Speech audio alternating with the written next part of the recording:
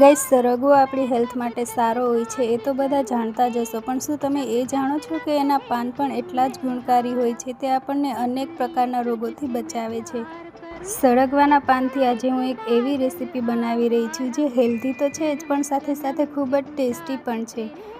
સૌપ્રથમ સરગવાના પાનને કાપીને સારી રીતે ધોઈ લઈશું અને બધું પાણી નિતારી લઈશું અને એક બાઉલમાં કાઢી લઈશું. તેમાં દહીં, આદુ, મરચાં, લસણની પેસ્ટ, ચણાનો લોટ, મીઠું, ધાણાજીરું પાવડર, લાલ મરચું પાવડર, હળદર પાવડર, તલ, ઘઉંનો લોટ અને તેલ ઉમેરી જરૂરિયાત મુજબ પાણી ઉમેરીશું અને લોટ બાંધી લઈશું. હવે ટ્રાયેંગલ શેપમાં તેના પરાઠા વણી લઈશું અને લોટું મીડિયમ ફ્લેમ પર શેકી લઈશું ગોલ્ડન બ્રાઉન થાય ત્યાં સુધી. ગાઈસ, આવી જ યુનિક અને હેલ્ધી રેસિપીઝ જો તમે દરરોજ જોવા માંગતા હોય તો જલ્દીથી મારી ચેનલને સબસ્ક્રાઈબ કરી લો અને બેલ આઇકનને પ્રેસ કરી લો.